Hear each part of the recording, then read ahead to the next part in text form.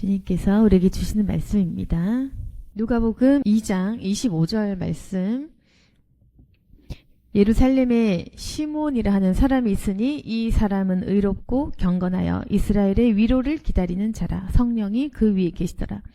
예수님께서 이 땅에 태어나실 때 하나님께서 많은 계획들을 통해서 주님의 그 탄생을 예언하고 이제 준비하도록 하셨습니다. 세례 요한의 출생과 세례 요한의 사역, 그리고 여러 사람들의 어떤 예언. 하나님께서는 정확히 예수님께서 누구신지 계시를 통해서, 그리고 사람을 세우셔서 그 사람들의 예언을 통해서 계속해서 우리에게 알려주신 거죠. 하나님께서 어떤 방식으로 그분의 계획들을 일으키냐면은 사람을 세우시고 그 사람의 입술을 통해 성령 하나님의 음성을 전달하게 하신다. 시몬이라는 의롭고 경건한 사람을 택하셨습니다. 그래서 이 사람은 의롭고 경건하고 이스라엘의 위로를 기다리는 자라. 네, 하나님께서 세우실 만한 사람을 세우셔서 그 사람에게 지시를 내린 거예요. 이 사람의 입술을 통해서 예수님이 누구신지 예언하게 하시려고. 그럼 이 사람의 사명은 뭐냐면은 평생 동안 죽기 직전에 메시아를 만날 것. 이게 이 사람 태어난 목적 같은 것입니다. 아시겠죠? 그러니까 시몬이라는 이 사람의 인생을 보시라고요. 그럼 뭐냐면은 이 사람이 어떤 직업을 가지고 뭐 어떤 식으로 살아가고 어떤 결혼과 어떤 자녀를 낳는지 알 수 없어. 관심 없다 이겁니다. 이 사람이 왜 태어났는지, 그리고 이 사람이 뭘 했는지 성경에 기록되어 있는 것은 이 사람은 어떤 사람이다라는 거죠. 그러니까 제가 말하고 싶은 건 뭐냐면 우리가 인생 큰 틀에서 우리가 생각하는 그 모든 일들은 성경책에 기록될 만한 또는 하늘에 기록될 만한 또는 우리의 사명과는 아무 관련 없다는 겁니다. 그러니까 지금 보시면 물론 성경책만 기준으로 다 설명할 수는 없겠지만 성경에서 시몬이라는 사람에 대한 어떤 그 이야기 또는 기록될 만한 얘기들은 뭐냐면은 말이 많지 않잖아요. 시몬이 어떤 직업을 가지고 어떤 인생을 살고 몇 명의 자식을 놓았으면 몇 살에 죽었더라. 이제 이런 구질구질한 얘기가 없이 시몬이라는 사람에 대해서 기록될 만한 이야기들은 뭐냐면은 이 사람은 어떤 자다라는 거죠. 이 사람은 어떤 자다. 이제 이 말입니다. 판단입니다. 판단. 그러면은 성경에 기록된 이 사람에 대한 판단은 뭐냐면 의롭고 경건하고 이스라엘의 위로를 기다리는 자.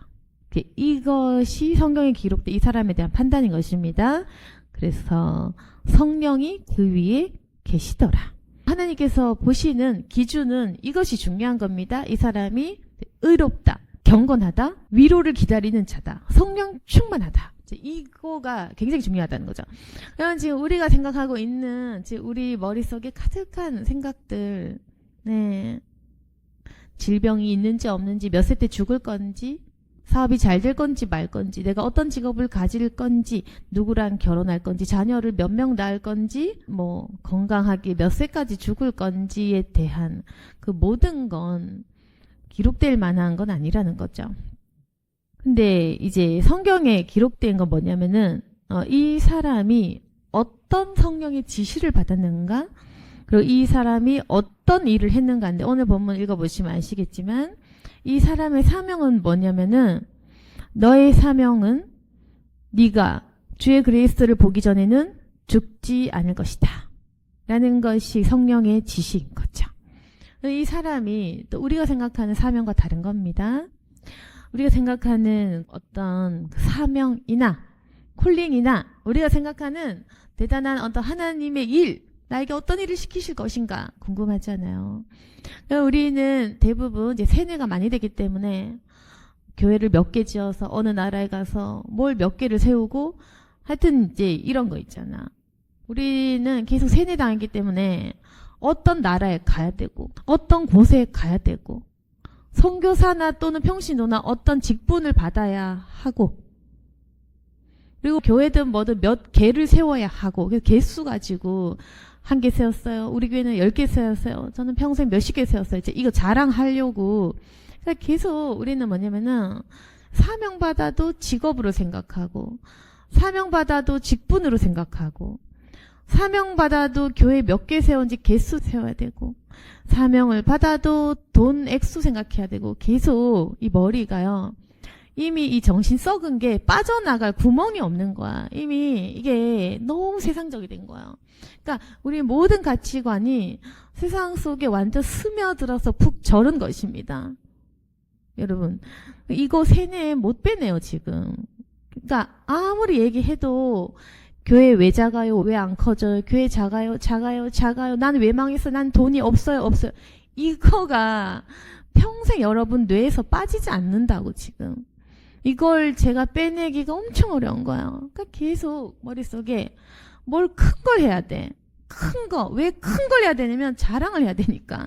그러니까 여러분 인생의 목적은 뭐냐면은 신앙생활이든 내 인생의 뭐 돈과 만족이든 뭔지 모르겠지만 결국 너희들의 인생의 목적은 자랑이 아니냐. 여러분 그거 잘 생각하셔야 돼요. 이런 설교 저밖에 안 합니다. 왜냐면 다 자랑하려고 하거든. 목사들도 다 자랑하려고 목회하거든. 내가 큰 교회 청빙 받았냐 안 받았냐, 개척해서 성공했냐 안 했냐, 뭘 했냐 안 했냐.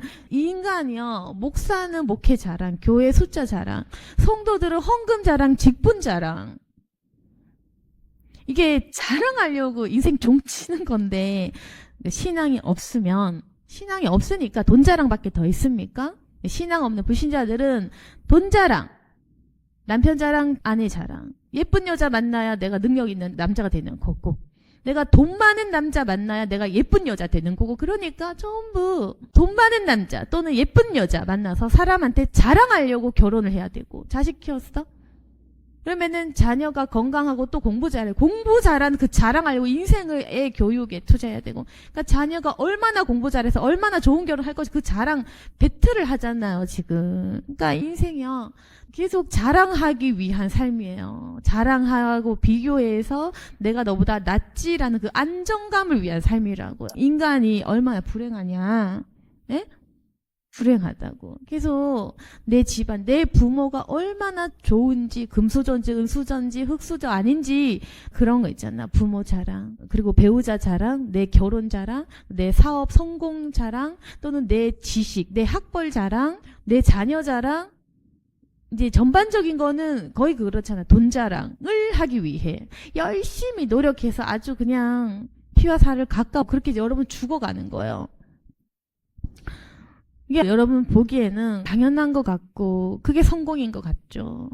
근데 이걸 세상 사람들은 돈 자랑, 자식 자랑, 무슨 자랑, 자랑하기 위해서 사는데, 그래서 자랑 못하면 어떻게 돼요? 우울증 빠져. 약 먹어야지. 뭐 정신과 가야 돼. 정신과 지금 부끄러운 것도 없어. 모든 사람이 다 정신과 가거든. 그러니까 뭐 집중력이든 불안증이든 우울증이든 뭐 수면 장애든 모든 사람이 정신과 다 다녀 지금. 근데 왜 이렇게 다들 정신과에 다니냐면은 자랑 못 하거든. 자랑할 게 없으니까 정신과에 가서 약으로 버티는 거예요. 몸도 아파서 가는 것도 있겠지만. 아무튼 이 마음의 병이라는 게 외롭거나 우울하거나 불안하거나 다 그겁니다. 그래서 예수 믿지 않으면 이 자랑하기 위한 삶을 위해서 몸부림치고, 내 부모에게 떳떳한 자식으로서 자랑하고, 내 자식들에게 또 떳떳한 부모가 되기 위해서 자랑하고, 또 사회에서는 성공한 사람이라고 자랑해야 되고, 그렇다 보니까 성공 못하는 시기가 오면, 실패 경험하면 우리가 다 잠적하잖아요. 저도 해본 적 있지만 잠적하지 않습니까? 저도 한때는 잠적하면서 이게 실패구나, 이게 실패구나, 아무도 만나기 싫구나, 그냥 동굴 속에 들어가고 싶구나, 이래서 사람들이 숨어 있구나, 그런 걸 공부를 많이 했는데, 아무튼 사람들이 이렇게 자랑하기 위해 산다는 거예요. 근데 그러면 불신자만 그러냐? 그게 아닌 겁니다. 우리가 이걸 예수님 믿고 그대로 신앙생활도 똑같이, 이게 뇌 구조가, 뇌가 썩어 빠진 게 이게 새롭게 되기가 힘든 거예요. 이게 성령으로 씻음 받지 않으면, 가치관이 완전히 뒤바뀌지 않으면 이 썩어 빠진 생각이 신앙생활도 그대로 적용되는 거야.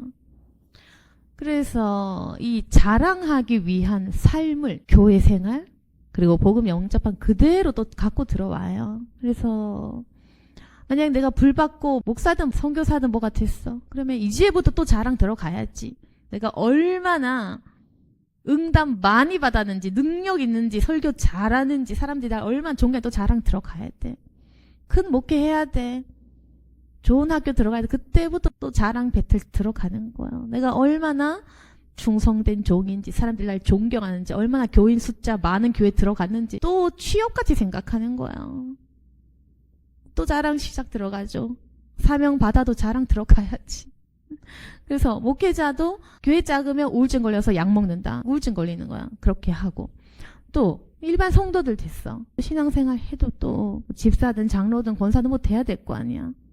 교회에서 한 자리 해야지. 안 그러면 부끄럽잖아. 교회에서도 자랑 배틀 들어갔죠. 교회에서 장로 권사 안 시키면 삐져서 나가죠. 계속 자랑 배틀인 거야. 계속. 그리고 뭐 그런 목사니 장로니 관심 없는 사람도 많죠. 그 관심 없어. 교회 생활 재미없어 관심. 그런 사람들은 영적인 사람인데 이 영적인 사람들은 또 없냐? 또 있는 거야. 내가 얼마나 성령 받았는지 응답 많이 받았는지 하나님 나를 얼마나 사랑하는지 그것도 비교 들어가는 거예요. 그래서 영적인 사람도 마찬가지. 내가 얼마나 성령 체험 많이 했는지 응답 많이 받았는지 내가 얼마나 성령의 어떤 체험을 받고 어떤 성령의 은사와 능력이 있고 내가 신앙이 얼마나 좋고 내가 얼마나 착한지 또 자랑 들어가는 거야. 그래서 사람들이 인정 안 해주면 화내고 네 그런 겁니다. 그래서 여러분 지금 이 사고방식 안 바꾸면 성경 이해가 안 될 거예요. 지금 그런 식으로 자랑하기 위한 삶을 지금 살고 계시잖아요. 인간적이든 신앙적이든 계속 자랑하기 위해서 살고 계시잖아요. 자랑 안 하면 다운되잖아요. 자랑할 거 생기면 교만해지고 거들먹거리면서 이렇게 좀 자랑하면서 여러분 교만해지시잖아요. 지금 이게 어떠냐면은 뇌가 이게 바뀌지를 않으니까 이 사고방식이 바뀌지 않으니까 이 세상에는 자랑하는 사람과 자랑 못하는 우울한 사람 그 두 종류밖에 남아있질 않은 거예요. 그래서 좀 잘 나갈 때는 자랑하고 거들먹거리며 교만하면서 갑질하려고 하고 자랑할 거 없으면 외로고 우울하니까 집에 박혀서 나오질 않고 그러니까 계속 우리가요 교만하거나 아니면 우울하거나 그 둘 중 하나인 것입니다. 그래서 이게 겸손하게 자랑을 버리고 십자가의 삶을 살기로 작정하는 사람은 없다라는 것입니다. 근데 어떤 사람은 저는 그래요. 거짓말이에요. 그것도 자기 자신 모르는 사람이 있어. 자기가 또 얼마나 겸손한지 또 자랑해야 돼. 그러니까 계속 사람들에게 섭섭하고 네? 말이 많고 그렇게 되는 겁니다. 아무튼 우리가 사고방식이 계속 바뀌지 않으니까 어떤 것이 사명인지 모르는 거죠. 지금 여러분 세뇌 많이 당했기 때문에 사명이라는 것이 어떤 직업 그리고 어떤 나라 그리고 어떤 일들 그리고 어떤 그 성취 이제 이걸 사명이라고 생각하거든요. 완전히 틀린 말 아니지만 그게 아니라 사명이라는 게 어떤 것이 사명이 될 수 있냐면 이 시몬처럼 너는 죽기 전에 메시아를 만날 것이다. 그리고 메시아를 만나면 이 말을 하게 될 것이다. 이게 끝이야. 이게 끝이라고요. 태어난 목적은 네가 메시아를 만나게 될 거야. 근데 만나서 뭘 하냐면 여러 가지 뭐 따라다니면서 교회 세우고 뭘 하고 치유 많이 해가지고 부흥시켜가지고 뭐가 하는 게 아니고 자리가 있는 게 아니고 말 한마디 하고 끝인 거예요. 그러니까 오늘 성경 말씀만 봤을 때는 그냥 1분 예언하고 그 사람 죽었겠죠? 그냥 그겁니다. 너는 이 말을 뱉고 죽을 것이다. 그게 사명인 거예요. 그러니까 우리가 100살까지 살았다고 봤을 때 이 사람 사명 완수한 건 이 말 예언 길어봤자 1분 그 1분이 인생의 목적이고 끝이었던 것입니다. 1분 정도 몇 마디 한 거 있잖아. 그러니까 이런 것이 사명이라는 겁니다. 이런 것 굉장히 짧고 단순하고 그리고 엄청난 거예요. 그러니까 여러분이 이 한마디 계시의 말에 대한 힘과 위력을 몰라서 그래요. 그러니까 여러분은 많은 숫자와 돈과 규모, 사람들의 칭찬, 칭송, 명성 이제 이런 업적 남기는 것이 목적인 거고 근데 이제 시몬의 그 사명이라는 것은 23절부터 32절, 그 다음에 34절부터 36절까지 계시하는 것입니다. 이 사람이 가진 사명은 그리스도가 누군지 계시하는 그 말 몇 마디가 끝이다. 이것이 엄청난 역할이다. 다시 조금 더 쉽게 얘기하면 여러분도 큰 사명 생각할 필요 없을 수 있다는 겁니다. 우리가 뭐 성경 기록은 다 끝난 상태지만 지금 우리가 중요한 건 천국 가서 나는 어떠한 자로 불리게 되고 기록될 것인지는 중요하지 않습니까? 우리가 믿는 자니까요. 우리가 믿는 자로서 천국 가서 중요한 개념은 뭐냐면 넌 어떤 자냐? 어떤 사람이냐라는 그 판단인 겁니다. 그럼 시몬은 어떤 사람이냐면 의롭다, 경건한 자다. 그 판단을 받습니다. 너는 의롭고 경건한 사람이다. 끝. 그거예요. 근데 여러분 어떤 판단 받을까요? 너는 교만하고 지독하게도 말 안 듣구나. 그게 끝이야. 지금 우리의 삶을 두 단어로 한번 생각해 보세요. 너는 바보 같고 멍청했구나. 끝. 너는 게을렀고 무지했구나. 끝. 너는 돈 밝혔구나. 끝. 넌 탐욕적이구나. 끝. 너는 지독히도 끝까지 회심하지 않았구나. 끝. 그게 판단이라고요. 굉장히 영적인 거는 단순 명료한 거예요. 좋은 얘기 해드리는 넌 하나님과 동행했구나. 끝입니다. 넌 하나님께 늘 다가갔구나. 넌 하나님을 사랑하구나. 또는 넌 진실했구나. 그겁니다. 굉장히 단순한 거죠. 근데 대부분의 사람들은 뭐냐면은 제가 보면 참 제가 판단자는 아니지만 인간적인 내 판단은 뭐냐면 대부분은요. 넌 참 바보 같구나. 그런 거예요. 넌 참 쓸데없구나. 지금 당장 넌 참 쓸데없는 생각을 하는구나. 그 판단밖에 지금 받을 게 없어. 왜 제가 이렇게 막말하냐면은 너는 참 쓸데없는 생각을 하는 줄 알고 네 속에는 여전히 돈 자식 참 썩었구나. 넌 아직도 그렇구나. 넌 아직도 여전히 돈 자식 네 머릿속에 돈과 자식 정말 뭐 의롭고 경건하고 하나님을 기다리고 사명에 대한 것도 없이 여전히 너는 돈거리구나. 여전히 넌 돈에 미쳐 있구나. 여전히 너는 세상적이구나. 그게 여러분의 판단이 될 수도 있어요. 물론 칭찬받는 분도 계시겠죠. 당연히 이곳에. 너는 하나님과 함께하는구나. 넌 겸손하구나. 네가 나를 아는구나. 이거 되게 좋은 얘기인데 네가 나를 아는구나. 이건 굉장한 칭찬입니다. 하나님이 우리를 봤을 때 네가 나를 잘 아는구나. 그 한마디 듣기 정말 어려운 거예요. 왜? 하나님 아는 거 어렵거든.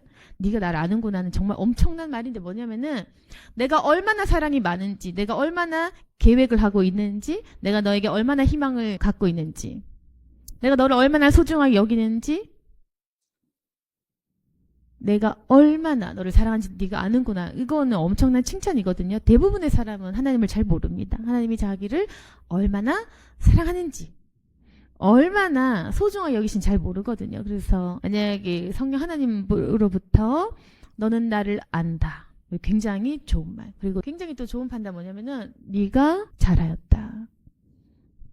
굉장히 단순한데요. 잘하였다 이 말은 뭐냐면은 뭐 밥 잘 먹고 운동 잘했다고 할 거 아니잖아. 하나님께서 잘하였도다. 그 안에는 뭐냐면은 어떻게 참았느냐.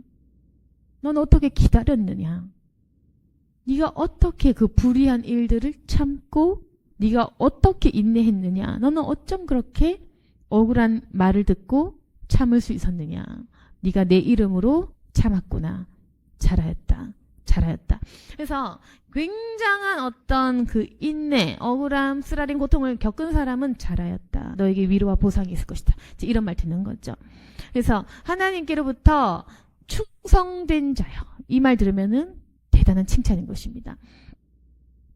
충성되는 건 참 어렵잖아요. 대부분 세상에 충성하고 내 자식에게 충성하고 나 자신에게 충성을 하지 하나님께 충성하는 건 어렵단 말입니다. 왜냐면 바쁘잖아요. 그래서 충성하는 거 참 어려워요. 아까 얘기했다시피 부모에게 충성해야 돼.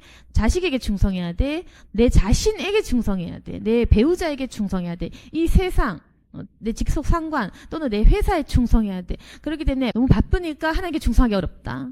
너무 어렵습니다. 너무 어려운 거. 왜? 시간이 없기 때문에 어려운 거죠. 부모님 돌봐야죠. 그거 당연한 거 아닙니까? 자식 당연히 돌봐야 되는 거 아닙니까? 인간으로서. 당연하게 먹고 살아야 되지 않습니까? 책임감을 다해야 되니까요. 그래서 너무너무 당연한 필수적인 것들을 하다 보면은 예수님께 충성할 시간은 없다. 저도 그걸 알고 있어요. 그래서 모든 사람들이 자식에게 충성하느라고 시간이 없기 때문에 저도 이해를 하고 없기 때문에 충성한 종아라는 얘기 듣는 거는 굉장히 어렵다는 거. 그게 보통 일이 아닌 거예요. 그냥 그건 그냥 예수님한테 좋은 말로 미친 자죠. 그래서 충성된 종아 잘했다. 그 말은 너무 듣기 어려운 겁니다. 그래서 여러분께서 생각하셔야 될 것은 사명이 뭐냐, 내가 태어난 목적이 뭐냐. 여러분 생각하는 것처럼 거창한 것이 아니고 굉장히 단순하고 굉장히 세속적인 것이 정말 하나도 없는 아주 경건한 그 개념인 것입니다. 너는 죽기 전에 메시아를 보게 될 것이다. 그리고 그 메시아를 보거든 너의 입에서 어떠한 말들이 나올 것이다. 끝! 그게 사명의 끝이라고요. 이 사람은 그 말하고 그냥 죽은 거예요. 그게 끝인 겁니다. 여러분도 한번 생각해 보십시오. 만약에 내가 시몬이라면 내가 태어난 목적이 누군가를 만나기 위한 것이 내가 태어난 목적인 거예요. 그 누군가를 만나기 위한 삶, 그리고 그 누군가를 위해 내가 어떤 말을 하죠. 성령의 음성을. 그게 끝인 거예요. 이 말 한마디를 하기 위해 내가 이 세상에 태어난 거야. 그리고 그 말을 하고 난 죽으면 되는 거예요. 그걸로 내 인생 종결이고 내가 잘 태어난 것이고 나는 사명 완수를 잘한 것이고 나는 천국에 기록되고 면류관 받으면 되는 것입니다. 그래서 이 시몬의 삶을 잘 생각해 보시면 지금 내가 생각하는 것과 굉장히 다를 수 있다는 걸 한번 깨달아 보시기 바랍니다. 내가 왜 태어났지? 무슨 말을 하기 위해 누굴 만나기 위해서 태어났지? 그거 생각해 보시라고요. 물론 사명 다 다르니까 뭐 너는 고아원을 차려라, 너는 무엇을 해라, 넌 사회복지사가 여러 가지 있을 수 있어. 제 말은요, 다른 면도 생각해라 이겁니다. 또 이상하게 해석하면 안 되고. 오늘 하나님께서 구체적인 사명도 줘요. 사회복지사 되라, 너 의사 되라, 간호사 되라, 뭐 그런 것도 있는데 성경 속에서 한번 보라고요. 성경 속에서 거룩한 말을 기록한 것 아닙니까? 성경에서 직업적 사명을 준 게 없거든요. 보면 압니다. 몇 명 될 때까지 숫자 채워라라는 말이 없어. 보면 압니다. 아무튼 그래서 이제 그러면은 시몬이 지시를 받았죠? 기다렸을 거 아닙니까? 엄청 오래 살았을 거 아닙니까? 지겨웠을 것 같아요. 언제쯤 나는 죽나? 언제 만날까? 아무튼 결국 때가 되어서 성령의 감동으로 성전에 들어가며 마침 부모가 아기 예수를 데리고 온 거예요. 드디어 만난 거야. 아기셨네? 아기이신 거는 아마도 몰랐을 수도 있다. 아무튼 시몬이 아기를 안고 하나님을 찬송하면서 드디어 사명을 하는 겁니다. 예언하는 거죠. 그 사명 예언하는 건데, 그러면은 이 사람은 도대체 얼마나 대단한 예언이길래 이 몇 마디를 하기 위해 사명받았고 그 몇 마디를 하고 죽을 수 있었는가? 이 대단한 사명을 받은 그 사람이 하는 그 아기 예수님에 대한 선포는 무엇이었냐? 오늘 본문 보시면 29절 그겁니다. 이제는 말씀하신 대로 종을 평안히 놓아주시는 듯다. 말씀하신 대로인 거죠. 그러니까 이 사람 다 안 거야. 계속해서 하나님은 한 가지만 말씀하셨고, 언제 죽냐 물었을 때 늘 이분을 만나기 전까지는 안 된다. 이분을 만나기 전까지는 안 된다. 이분을 만나기 전까지는 안 된다. 아마 질병 없었을까? 아팠을 거고 고통스러웠을 거고. 사람 각자 사정 모르잖아요. 시몬에게 과연 건강을 주셨을지 안 주셨을지 우린 모르잖아요. 근데 막 힘든 삶을 사는 가운데 넌 죽을 수 없다. 넌 누군가를 만나야 된다. 계속 말씀하셨겠죠? 그러니까 이 말이 나오는 거 아닙니까? 이제는 말씀하신 대로 저를 평안하게 놓아주시는군요. 말씀하신 것이 이루어졌다 이거죠. 그러면서 이제 30절 이제 예언이 나오는 겁니다. 내 눈이 주의 구원을 보았사오니 이는 만민 앞에 예비하신 것이요 이방을 비추는 빛이요 주의 백성 이스라엘의 영광이니이다. 그래서 우리가 보기엔 단순해요. 내 눈이 주의 구원을 보았습니다. 메시아인 거죠. 만민 앞에 예비하신 것이다. 이방을 비추는 빛, 이스라엘의 영광. 메시아, 기다리던 메시아라는 걸 선포하는 건데, 그러니까 이 시므온은 이 아기 예수님이 누구신지를 명확하게 선포하는 역할을 한 거죠. 그래서 그 부모가 그 말을 놀랍게 여겼습니다. 그래서 일단은 이 구절을 보면은 이분은 메시아다. 이분은 이방을 비추는 빛이다. 이분이 구원이다 라는 거죠. 네, 그 선포. 그 다음에 했던 말은 뭐냐면은 34절 35절은 뭐냐면 그 어머니 마리아에게 말하는 겁니다. 보라, 이는 이스라엘 중 많은 사람을 패하거나 흥하게 하며 비방을 받는 표적이 되기 위하여 세움을 받았고 또 칼이 네 마음을 찌르듯 하리니 이는 여러 사람의 마음의 생각을 드러내려 함이니라 하더라. 이겁니다. 이게 끝인데요. 시므온에 대한 얘기는 여기까지인 거예요. 시므온이라는 사람은 성경에 기록되었고 이 사람의 사명은 무엇인지 그리고 어떤 말을 선포했는지 그리고 이 사람은 어떤 사람인지 기록된 거죠. 근데 시므온이 했던 그 말들, 이 아기 예수님은 이방을 비추는 빛이다, 구원이다. 이런 말을 하면서 그러면 이건 굉장히 좋은 말 아닙니까? 뭐 구원, 빛, 영광 다 좋은 말이지 않습니까?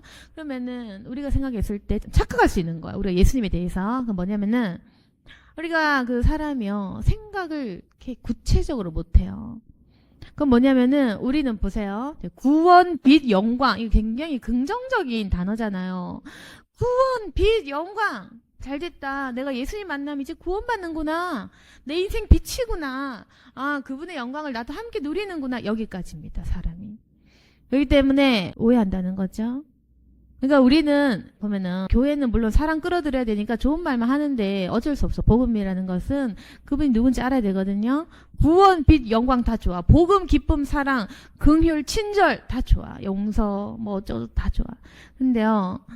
보세요. 네? 핵심은 34절, 35절인데요. 사람이 29절, 30절 뭐 여기까지는 좋은데 그 밑으로 34, 35절은 듣고 잊어버리거든요. 왜냐하면 듣기 싫기 때문에 이해가 안 되기 때문에 별로 좋지 않거든. 그건 뭐냐면은 34절 보세요. 많은 사람을 패하거나 흥하게 한다. 이거 이해 안 되거든. 뭐 패하게 한다? 그냥 우리 무시하는 거죠. 비방을 받는 표적이 된다. 이게 무슨 말이지? 뭔지 모르지만 어감 안 좋잖아. 우리는 딱 지나가 버립니다. 그 35절 칼이 네 마음 찌를 거야. 칼? 기분 나쁘잖아. 딱 무시. 이게 지금 여러분이 예수님을 대하는 태도, 하나님을 대하는 태도, 성경 읽는 태도가 이런 겁니다. 그러니까 우리가 기분 좋은 것만 취하는 거예요. 구원, 빛, 영광. 잘됐다. 이렇게 하고 말아버리는 겁니다. 그리고 교회도 숨겨. 교회에서도 설교할 때 숨겨. 막 찌르고 회심, 서원, 섬김, 충성, 헌신, 순종, 불순종하지 마 이런 것들 사람들이 물키하게 하는 거 숨겨. 감초니까 이게 어떠냐면은 썩어가는 거죠. 이 정신 상태가 세척되지 않는다. 자꾸 이렇게 숨기잖아. 이 정신 상태가 세척이 안 돼. 정결함이 무엇인지 모르게 된다는 것입니다. 그래서 이제는요 숨길 필요 없는 거예요. 그러니까 예수님이 빛이고 구원인 건 맞는데 그 빛이 하시는 구체적인 일들 어떻게 사람을 구원하시냐 그리고 어떻게 어두운 마음을 빛으로 밝도록 변화시키시고 거듭나게 하시느냐 했을 때에 하나님은 많은 사람을 패하거나 흥하게 하시는 방식 아시겠습니까? 예수님께서 하신 역할을 많은 사람들을 패하게도 하고 흥하게도 한다. 그리고 비방받는 표적이 되기 위하여 세움받다. 예수님이 오신 것은 핍박받고 멸시받고 죽기 위한 삶. 그거예요. 근데 여러분 그래도 아기 예수님을 낳은 마리아에게 뭐 그래도 자기의 자식으로 낳으신 거 아닙니까? 너희 아들 예수는 죽을 거다. 처형당할 거다. 그 얘기 어떻게 해? 맞잖아요. 여러분 이거 지금 중요한 겁니다. 여러분도 잘못 오해할 수가 있어요. 하나님 예언하는 방식이 이런 거예요. 좋은 말 하거든, 돌려 얘기하거든, 추상적이거든, 여러분이 이해 못할 수 있어요. 근데 실제로 우리 인간적인 말로 그래서 내 아들 예수가 어떤데 돈 많이 버냐고 이제 그거란 말이야. 마리아 입장에서는. 그래서 내 자식 예수가 대통령 돼 안 돼? 돈 얼마 벌 건데 얼마 가져올 건데 그래서 결혼은 해 안 해? 이게 궁금한 거야 엄마 마리아는. 근데 결론만 어떻게 얘기하냐고. 네 아들은 33세에 죽을 것이다. 단명할 것이다. 결혼 못 해. 돈 안 벌어. 돈은 무슨 돈? 네 아들은 처형이다. 사형당할 거야. 오, 너무 끔찍합니다. 33명에 단명하고 처형당하고 자식 못 낳고 사람들은 집단으로 너네 집안을 공격할 건데 이거 완전 네 그게 팩트인 거예요. 사실은 도망다니고 쫓겨다니고 사람들이 죽이려고 막 달려들 건데 그 얘기 어머니 마리아에게 뭐 어떻게 해요? 예? 여러분이 이제 하나님 말하는 방식 아시겠죠? 하나님 원래 이렇게 말씀하시거든. 어떻게 얘기해? 네 자식은 단명할 거야. 네 자식은 왕이란 대통령 그 말 아니고 국방부 장관 대통령 이런 거 아니고 그게 아니라 빛이고 구원이고 영광 맞는 말인데 거짓말은 아닌데 그 방식이 처형이다 사형이다 죽을 것이다 3일 뒤 부활해서 올라가 죽을 것이다 죽음에 대한 얘기를 어떻게 해요 돌려 얘기하는 겁니다 아시겠죠? 그래서 하나님께서 나에게 말씀하시는 방식 돌려서 얘기한다 다 맞는 말이야 거짓말은 없어 네가 착하게 했을 뿐 그래서 우리가 계속 좋은 단어만 받으자 구원, 빛, 영광 내 인생 폈다 아니야 그게 아니고 패하거나 흥하게 넌 패해 넌 망해 때로는 흥하기도 되겠지 근데 비방받는 표적이 되기 위해 세움을 받는다 넌 십자가야 그리고 칼이 네 마음 찌르듯 할 것이다 그래서 결국에는 유추할 수 있는 건 뭐냐면 제가 만약에 마리아였다면 그리고 제가 만약에 똑똑했다면 이상하네 패하거나 흥하게 한다고? 비방받는다고? 비방받는 표적? 이게 무슨 말이지? 칼이 찌른다고? 뭐 여러 가지 기타 등등 하면서 이렇게 하면 뭔가 핍박의 길인 것 같은데? 라는 추론할 수 있죠. 그러니까 혹시 내가 생각한 것과 다른가? 라는 생각을 할 수 있는 거죠. 뭐 마리아가 알았겠습니까? 몰랐을 것 같고 아무튼 그래서 이게 어려운 말인 거예요. 어려운 말. 그래서 이제 여러분 예수님이 하신 역할은요. 이 땅에 오셔서 그분도 엄청난 고생을 하셨다. 고통의 길이었다. 그래서 그분은 멸시와 천대와 핍박을 받고 사역하고 배신당해서 죽는 것이 그분의 사명. 시몬도 이런 사명. 그리고 예수님께서 하신 역할은 칼이 사람의 마음을 찔러. 예, 사랑합니다는 칼 아니죠. 사랑합니다는 초콜릿 아닙니까? 사랑합니다 너무 좋은 말이잖아. 근데 칼로 마음을 찌른다, 찔리게 한다는 거죠. 살을 후벼 판다는 거죠. 그건 뭐냐면 사람의 마음을 아프고 고통 준다는 말이죠. 왜 아픔과 고통을 주려면은 죄와 그 더러운 것들을 찔러서 빼내기 위함인 거죠. 그렇게 해서 빛을 들어오게 하시는 거죠. 그래서 그 더러움을 빼내는 작업을 하기 위해서 너의 생각을 찌르고 드러낼 거다. 네가 얼마나 더러운지. 그겁니다. 그래서 성령님께서 하신 역할은 뭐냐면은 너의 생각을 찔러서 드러낼 거다. 네가 얼마나 더러운 인간인지 그걸 드러내게 할 거야. 그래서 예수님께서 오셨을 때 가장 경건하고 깨끗하다라고 착각한 무리들이 예수님을 못 박은 거 아닙니까? 오히려 더러운 창녀나 세리들 이런 사람들은 좋아했어요. 왜냐면 더러운 거 알고 있기 때문에 복음을 받아들였습니다. 그런데 가장 깨끗하다라고 우기고 교만하고 잘난 척한 그 사람들은 자신의 더러움이 들켜졌기 때문에 그래서 예수님을 못 박은 것입니다. 그래서 인간은 두 부류, 죄인임을 아는 자, 모르는 자. 근데 죄인임을 모르는 자들은 들킬 것이다. 그리고 회심하는 자에게는 복음으로 받아들여지는 거고. 왜냐면 어차피 난 더러운 걸 알고 있기 때문에 용서한다. 너를 용서한다. 라는 그 복음이 전해지는 거고. 내가 용서받을 게 없어. 난 깨끗해. 난 거룩해. 이런 사람들은 찔러서 아니야. 너는 정말 세상에서 제일 더러워. 라는 것이 밝혀질 것이고 그래서 회심한 자, 회심 안 한 자 둘로 나뉘는 것입니다. 결국 이 칼의 역할은 뭐냐면은 사람을 두 부류로 나뉘게 한다. 나는 깨끗해 라고 우기는 자와 나는 정말 더러워 라고 고백하는 자 두 부류로 나뉘게 하고 그래서 나는 더러워 라고 고백한 자에게는 용서한다라는 그 복음 전달. 근데 나는 아니에요. 저 더럽지 않아요. 저 순종해서 깨끗해요 라고 우기는 자에게는 아니야. 넌 더러운 자라고 드러내는 역할. 그래서 하나님을 굉장히 싫어하게 되겠죠. 그 두 부류로 나뉘게 하는 것이 그 칼의 역할인 것입니다. 그래서 하나님 하는 역할을 아시겠죠. 왜 처음에 회개를 해야 된다는 건지, 회개를 한다는 것이 고 성령께서 역사하신다는 그 증거고, 성령께서 이 마음을 찌를 때에 예수님의 하시는 그 일들이 내 마음에 일어나는구나.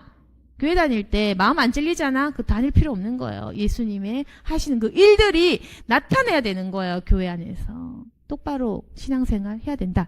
근데 여러분이 왜 신앙생활 잘 못하냐면 칼로 자기 마음을 찌를 때 교회를 나가잖아요. 그러니까 안 되는 거예요. 예수님의 역할을 부인하고 거절하는 것이 바로 그런 겁니다. 찔리면 나가, 상처받으면 나가, 회개 얘기하면 나가, 목사님이 바른 말 하면 나가, 사람들이 권유해주면 나가, 충고해주면 나가, 이러니까 평생 예수님이 내 안에 어떤 일을 하실 그 통로를 다 차단하는 거죠. 들을 귀가 있어야 된다.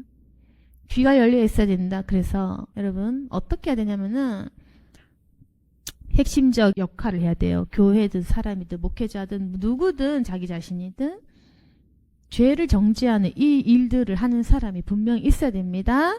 죄에 대해서 말하는 거. 물론 스스로 하는 게 제일 베스트고요. 그래서 그 예수님께서 두 부류로 나뉘셔서 심판하시겠죠. 여러분은 어떤 자가 되겠습니까? 예수님께서 이 땅에 오셨고 하시는 일들은 사람들을 패하게, 쉽게 말해서 망하게 한다고요. 네? 망하게 할 거야. 예수님 사람을 망하게도 한다. 또 흥하게, 사업 잘 되기도 한다. 망하기도 하고 잘 되기도 한다. 그래서 어떨 때 망하느냐, 어떨 때 잘 되느냐, 그렇게 하실 거고, 그리고 계속 칼로 여러분의 마음을 쑤셔 팔 거예요. 네가 얼마나 더러운지, 불순종하는지, 탐욕적인지 계속 찌를 거예요. 찔러서 드러낼 거예요. 여러 사람의 마음들을. 근데 왜 드러나냐면은 부끄럽게 하려고 그런 게 아니라 치료하려고. 치료하고 회개하게 만들고 깨끗하게 만들어서 진정으로 여러분이 빛의 자녀로 거듭나게 하시려고. 그래서 그러는 겁니다. 그럼 정리하자면은 정말 빛이시고 영광 맞으세요. 구원 맞아요. 그러나 그 방식들은 우리가 생각하는 것과 좀 다르다. 우리는 그냥 기도응답 잘 되고 돈 많이 주고 복을 많이 주면 내가 구원을 누리다가 가고 싶죠. 그게 아니라고요. 그게 아니고 구원과 빛의 그 역할은 사람들을 회심케 하는 것이 구원.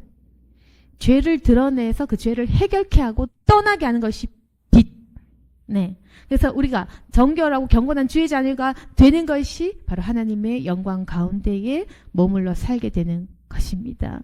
그래서 예수님께서 오신 그 이유도 표적이 되기 위해서 나는 십자가의 길을 걷는다. 내 길을 따라올 자가 있느냐? 내 길은 험한 길이다. 사람들에게 욕을 먹고 무시당하고 돈이 없다고 경멸과 핍박과 무시를 받을 것이다. 내 길을 올 자가 있느냐. 베드로는 금을 버려두고 그냥 갔으면 그물이고 뭐고 없는 거야. 네? 뭐 의사든지 뭐든지 뭐 없는 거야. 그냥 자기 직업 포기하고 따라간 겁니다. 온 겁니다. 와서 뭐 했느냐? 3년 동안 고생하다가 죽은 겁니다. 예수님 제자들은 그 일을 한 거예요. 생업 포기하고 가족 버리고 동네 방네 욕 얻어먹고 예수님 따라가다가 3년 동안 고생만 하다가 죽습니다. 그게 바로 예수님 제자의 삶. 그러면은 만약 이 중에 뭐 구원만 받겠다 그럼 그렇게 살면 되고, 근데 만약에 예수님 제자가 될래요, 예수님 제자가 될래요, 말만 좀 하지 말고 예수님 제자가 될래요, 성령 받을래요, 예수님 길을 갈래요, 차라리 말을 하지 말지 그런 말을 뱉은 사람은 뭐냐면은 가족 버리고 생업 버리고 3년간 고생만 하다가 사람들에게 돈 없다고 무시만 당하다가 죽습니다.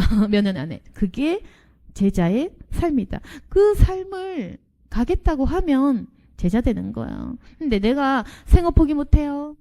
당연한 건데. 빨리 죽기 싫어요. 건강해야 돼요. 무시는 싫어요. 자존심 있죠. 그러면 예수님 제자 된다는 말은 안 하면 돼. 아시겠죠? 그래서 그냥 여러분은 그러면 썬데이 크리스찬만 할게 구원만 주세요. 그렇게 기도하시면 됩니다. 차라리 솔직한 기도가 낫다. 모르고 하는 기도는 의미가 없으니까 어차피. 그래서 오늘 말씀 정리하겠습니다. 빛 대신 예수 그리스도께서 이 땅에 오신 이유는 바로 우리들의 죄를 해결하시기 위해, 구원을 주시기 위해서. 근데 그분께서 구원을 주시기만 하셨냐? 제자 세우셨죠? 제자 세우셔서 내 길을 따르려면, 내 제자가 되려면 각기 제 십자가를 지고 따라오너라. 얘들아, 평안한 삶은 아니다. 각자의 십자가가 있을 것이다. 누군가는 자존심을, 돈을, 사람을 내려놓아야 되겠지. 그러나 너희들이 져야 될 십자가가 있을 것이고 그것을 진 자만이 내 길을 걸을 수 있다. 그리고 내 길은 사람을 살리는 것이고 나 자신은 죽이는 길이다. 내 길을 따라올 자가 한 사람이라도 있겠느냐. 예수님께서 그 말씀을 하시고 제자를 세우시고 가신 것입니다. 그분께서는 이 땅에 태어나셔서 온전히 온갖 핍박과 멸시를 당하셨습니다. 그리고 저도 은혜 받고 예수님의 마음이 어떠신지 알고 싶다고 기도를 많이 했거든요. 알고 싶다라고 했을 때는 그분이 겪으신 멸시, 무시, 핍박 그런 것들을 다 겪게 하시면서 아, 이랬구나 라는 걸 알게 하시는 방식인 거야. 예수님의 하신 일들 생각하시면서 이제 우리도 사명에 대한 것들을 다시 정리를 하시고 시몬과 같이 우리가 생각하는 사명이 아닐 수 있다. 우리가 생각하는 것보다 사명은 더 영적이고 더 간단하고 단순한 것일 수 있다. 내가 누구를 만나는 삶인지, 그리고 내가 죽기 전에 어떤 말을 계시해야 될 건지, 또는 어떤 말을 내가 선포해야 하는지, 예, 그러한 사명을 한번 생각해 보시고 예수님께서 하시는 그 말씀들, 말씀이 내 마음을 찌를 때에 아, 나는 성령을 받았고 그 성령께서 역사하시는구나 생각하시면 됩니다. 오늘 말씀을 통해서 주님의 탄생을 감사해야 하는 저와 여러분이 되기를 소망합니다. 아멘. 기도하겠습니다. 거룩하신 하나님 아버지, 시몬과 같은 사명을 잘 감당할 수 있도록 도와주시옵소서. 우리에게는 여러 가지 해야 될 역할들이 있습니다. 하나님, 그 역할들을 잘 감당할 수 있도록 도와주시옵소서. 우리가 생각하는 것과 주님 계획은 다를 수 있다는 것을 알 수 있도록 도와주시옵소서. 날마다 주님의 위로를 기다립니다. 살아계신 하나님 아버지, 정결한 저희들이 되게 도와주시옵소서. 또한 예수님이 누구신지 잘 알 수 있도록 도와주시옵소서. 이제까지 하나님 잘못된 생각을 한 적이 많습니다. 잘못된 판단을 하였습니다. 하나님 아버지, 이제는 올바른 생각들을 할 수 있도록 도와주시옵소서. 주가 주신 사명 잘 감당할 수 있도록 도와주옵소서. 이제 주님께서 주신 역할 잘 감당하고 사명 완수하고 주님의 성탄을 기억하며 감사하는 주의 종들 되게 하여 주옵소서. 예수 그리스도의 이름으로 기도드렸습니다. 아멘.